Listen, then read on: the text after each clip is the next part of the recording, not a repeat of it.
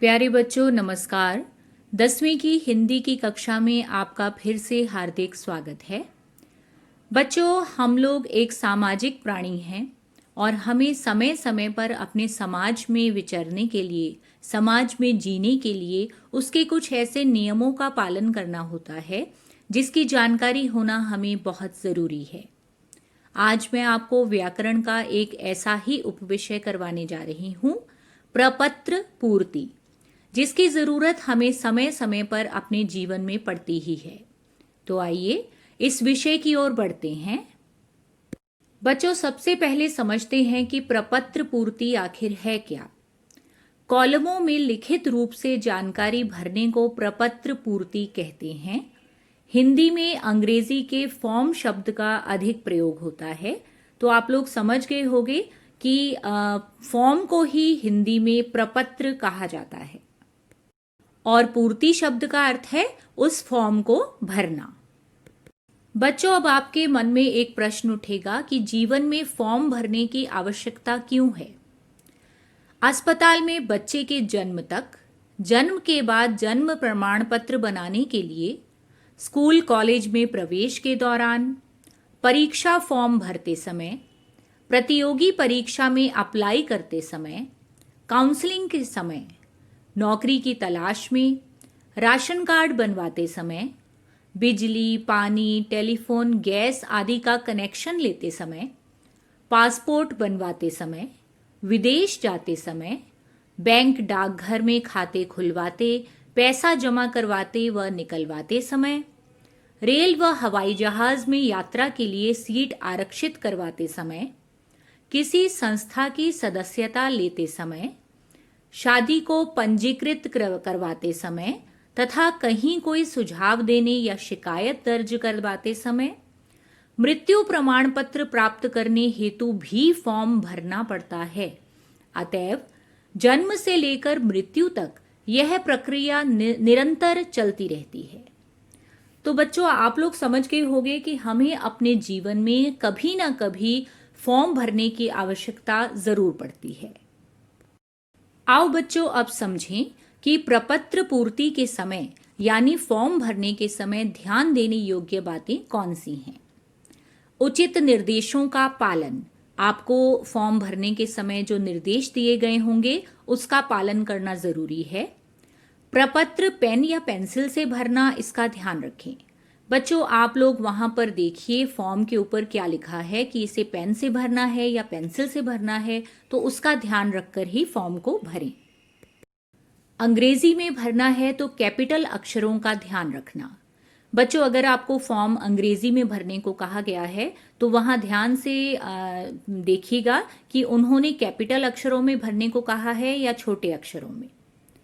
प्रपत्र के साथ लगने वाली फोटो ब्लैक एंड व्हाइट या रंगीन। बच्चों, ये भी ध्यान रखिएगा कि फॉर्म के साथ अगर आपकी फोटो लगनी है तो उस पर ब्लैक एंड व्हाइट लिखा गया है या रंगीन चित्र लगाने को कहा गया है। प्रपत्र के साथ मांगे गए दस्तावेज लगाना न भूलें। प्रपत्र के साथ यदि आपके कोई दस्तावेज जैसे आधार कार्ड या आपका पहचान पत्र आदि मांगा गया हो तो वो उसके साथ उसकी फोटोस्टेट कॉपी लगाना ना भूलें। कोई कॉलम खाली न छोड़ें। इस बात का ध्यान रखें कि फॉर्म का कोई कॉलम खाली ना रह जाए और जो आपके ऊपर लागू नहीं होता है वहां पर लागू नहीं लिख दें।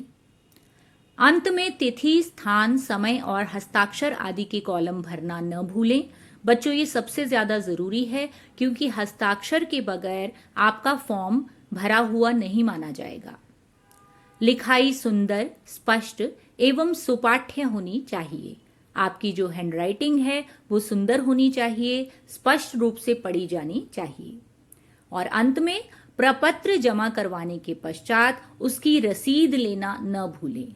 जब भी आप कहीं पर अपना फॉर्म जमा करवा के आते हैं तो उसकी रसीद जरूर लें ताकि आपके पास सबूत रहे कि आपने वो फॉर्म वहां पर जमा करवाया है। आइए बच्चों, अब मैं आपको बताती हूँ कि बैंक से संबंधित प्रपत्र या फॉर्म किस प्रकार के होते हैं जो आपको कभी ना कभी भरने पड़ते हैं। उपभोक्ताओं को बैंक में मुख्य रूप से निम्नलिखित तरह के प्रपत्र भरने पड़ते हैं। बच्चों, उपभोक्ता कहते हैं उस व्यक्ति को जिसने अपना खाता बैंक में खुलवाया है। नकद रुपए जमा करवाने के लिए प्रपत्र, यानी जब आपने कुछ रुपए अपने खाते में जमा करवाने हैं उस वक्त आपको फॉर्म भरना पड़ता है। चेक द्वारा रुपए जमा करवाने के लिए प्रपत्र, अर्थात यदि आप पासबुक के साथ एक चेकबुक मिलती है उस पर आप चेक के द्वारा बैंक में रुपए जमा करवाना चाहते हैं तो उसके लिए भी आपको फॉर्म भरना होता है। रुपए निकलवाने के लिए प्रपत्र, यदि आप अपने खाते में से रुपए निकलवाना चाहते हैं तब भी आपको प्रपत्र या फॉर्म भरना पड़ेगा। ड्राफ्ट बनवाने के लिए प्रपत्र, यदि आप किसी को ड्राफ्ट के द्वारा रुपए भेजना चाहते हैं उसके लिए भी प्रपत्र भरना होगा। चेकबुक भरने के लिए प्रपत्र, और यदि आपने चेकबुक भरनी है तो उसके लिए भी आपको एक फॉर्म भरना होगा। बच्चों, मैं अब आपकी जानकारी के लिए बताना चाहती हूँ कि बैंक में खाता खुलवाने के लिए दस्तावेज यानी कौन कौन सी चीजें या कौन कौन से कागज आपको वहां पर जमा करवाने होंगे। सबसे पहले खाता खुलवाने के लिए आवासीय पते का प्रमाण पत्र, यानी जो खाता खुलवाना चाहता है वो कहाँ रहता है उसके जो पता है उसका प्रमाण पत्र आपको साथ में देना होगा। विद्यार्थी अपने विद्यालय के मुख्याध्यापक या प्रिंसिपल से संबंधित फॉर्म पर हस्ताक्षर करवाकर अपने पहचान पत्र की फोटोकॉपी बैंक में दे सकता है।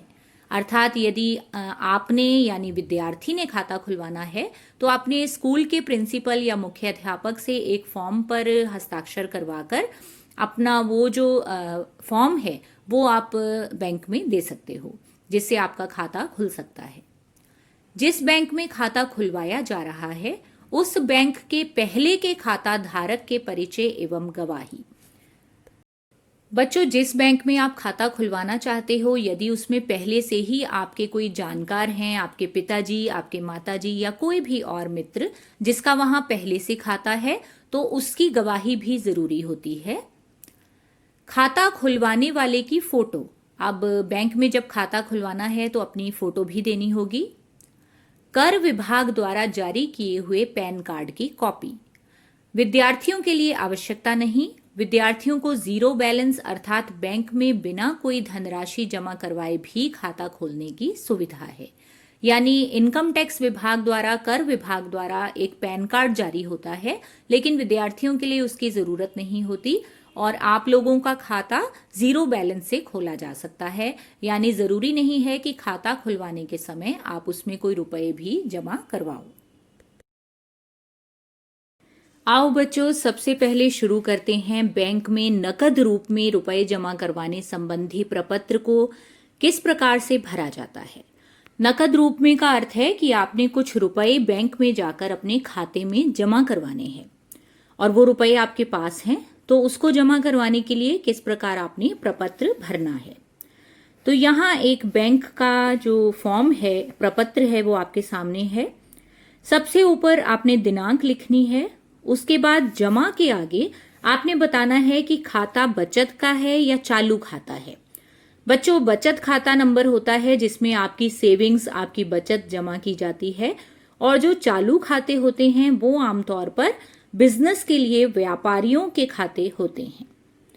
तो यहाँ पर आपने अपना खाता नंबर भरना है, उसके बाद नाम आएगा, आपने अपना नाम लिखना है और उसके बाद शब्दों में राशि लिखनी है कि आप कितने रुपए जमा करवाने चाहते हो। उसी के नीचे आप चेक द्वारा जमा करवा रहे हो या नकद जमा करवा रहे हो, इस पर सही का निशान लगाना है। उसके बाद अंकों में राशि लिखनी है, यानी 1, 2, 3 इस तरह अंकों में आपने राशि लिखनी है। आगे बच्चों, आप लोग एक खाना देख रहे हो जिसके अंदर लिखा है कि आपके नोट कितनी तरह के हैं। तो इसका कुल योग होता है 2000 रुपए। नीचे जमाकर्ता के हस्ताक्षर आए हैं और उसका मोबाइल नंबर लिखा गया है। इसके साथ साथ बच्चों, जब आप लोग ये फॉर्म भर देते हो तो उसके नीचे एक ग्राहक प्रति होती है, जिसका अर्थ है कि ये जो रसीद है ये ग्राहक को दी जाएगी। तो उसमें भी आपने इसी प्रकार दिनांक लिखनी है, अपना जमा बचत खाता नंबर लिखना है, अपना नाम लिखना है, शब्दों में राशि लिखनी है और अंकों में राशि लिखनी है।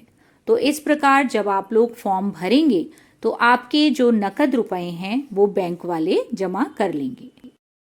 अतः खाता धारक को बैंक में रुपए नकद रूप में जमा करवाने के लिए प्रपत्र में निम्नलिखित कॉलम भरने होते हैं। दोबारा से समझ लीजिए। दिनांक, खाते का प्रकार, खाता नंबर, खाता धारक का नाम, राशि नकद जमा करवाई गई है अथवा चेक के द्वारा उस पर सही का निशान लगाना, राशि अंकों व शब्दों में, बैंक प्रति पर जमा करवाने वाली राशि का विवरण भरना, प्रपत्र में संबंधित स्थान पर जमाकर्ता के हस्ताक्षर, खाता धारक का मोबाइल या टेलीफोन नंबर। बच्चों, इसके साथ एक बात और नोट कर लो कि जब तक राशि खाता धारक के खाते में दर्ज ना हो जाए तब तक ग्राहक प्रति, जिसे पावती भी कहते हैं, रसीद भी कहते हैं, उसे संभाल कर रखना चाहिए। बच्चों, आगे चलते हैं बैंक में चेक के रूप में रुपए जमा करवाने संबंधी प्रपत्र पूर्ति के बारे में। आपको जो फॉर्म दिखाई दे रहा है वो बिल्कुल पिछले फॉर्म की तरह ही है और उसी प्रकार से भरना है। इसमें केवल एक अंतर है कि जहां चेक और नकद सही का निशान लगाना है वहां पर आपने नकद के स्थान पर चेक के ऊपर सही का निशान लगाना है। तो इस प्रकार खाता धारक को चेक के माध्यम से रुपए जमा करवाने के लिए प्रपत्र में निम्नलिखित कॉलम भरने होते हैं। सबसे पहले दिनांक, फिर खाते का प्रकार कि खाता चालू है, नकद है, उसके बाद खाता नंबर, फिर खाता धारक का नाम, राशि नकद जमा करवाई गई है अथवा चेक के द्वारा उस पर सही का निशान लगाना, उसके बाद राशि अंकों व शब्दों में लिखना, फिर बैंक प्रति और ग्राहक प्रति पर जमा करवाने वाली राशि का विवरण भरना कि आपने कितनी राशि जमा करवाई, प्रपत्र में संबंधित स्थान पर जमाकर्ता के हस्ताक्षर और उसके बाद खाता धारक का मोबाइल या टेलीफोन नंबर। बच्चों, यह तो थी रुपए जमा करवाने की बात। अब हम लोग करेंगे बैंक से रुपए निकलवाने से संबंधित प्रपत्र को किस प्रकार भरना है। तो बच्चों, इस आहरण पत्र के साथ, आहरण का अर्थ होता है निकलवाना, रुपए निकलवाना, इस आहरण पत्र के साथ पासबुक अवश्य प्रस्तुत करें। यानी जब आप रुपए निकालने जाते हैं तो साथ में पासबुक जरूर लेकर जाएं और भुगतान केवल खाता धारक को ही किया जाता है। यानी जिसका अकाउंट है, जिसका खाता है, केवल उसे ही रुपए निकाल कर दिए जाएंगे यदि आप फॉर्म के द्वारा रुपए निकलवा रहे हैं। तो इसमें सबसे ऊपर आपने खाता धारक का नाम लिखना है, उसके बाद दिनांक आएगी, फिर खाता नंबर के लिए देखिए कॉलम बना हुआ है जिसमें खाता नंबर लिखा हुआ है। उसके बाद कृपया मुझे या हमें डैश राशि अदा करें। यहाँ पर बेटे शब्दों में राशि लिखी है 10,000 रुपए केवल, और उसी के नीचे अंकों में राशि लिखी है 10,000 यानी 10,000 अंकों में। उसके नीचे खाता धारक के हस्ताक्षर हैं, अमित कुमार लिखा है, और उसके नीचे उसका मोबाइल नंबर लिखा है। उसके नीचे आप एक कॉलम देख रहे हो कार्यालय उपयोग हेतु। तो यहाँ पर कार्यालय यानी कि बैंक वालों ने अपने हस्ताक्षर करने हैं, आपने यहाँ पर कुछ नहीं लिखना। अतः खाता धारक को रुपए निकलवाने वाले प्रपत्र में निम्नलिखित कॉलम भरने होते हैं। दिनांक, खाता धारक का नाम, खाता नंबर, राशि शब्दों व अंकों में, और अंत में खाता धारक के हस्ताक्षर व मोबाइल नंबर। आइए बच्चों, अब इन तीनों प्रकार के प्रपत्र पूर्ति का हम अभ्यास करते हैं। आपको मैं कुछ प्रपत्र दे रही हूँ, फॉर्म्स दे रही हूँ, इसे आप लोग पूरा करने का प्रयास अवश्य कीजिए।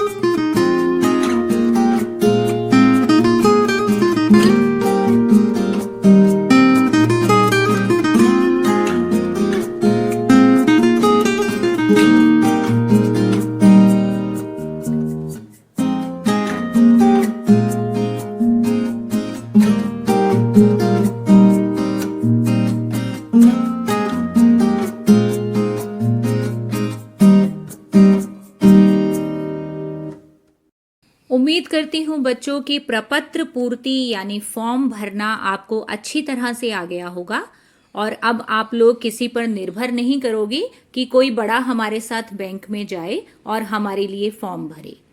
तो इस प्रपत्र पूर्ति के जो अभ्यास के मैंने आपसे प्रश्न पूछे हैं उनका उत्तर मैंने नीचे डिस्क्रिप्शन में भी दे दिया है। आप लोग वहां से देख सकते हैं कि आपने प्रपत्र अच्छी तरह से भरा है या नहीं।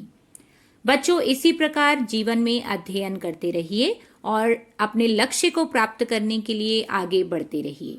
यदि इसी प्रकार से अपने पाठ्यक्रम से संबंधित वीडियोस देखना चाहते हैं तो मेरे चैनल को सब्सक्राइब करना मत भूलिएगा।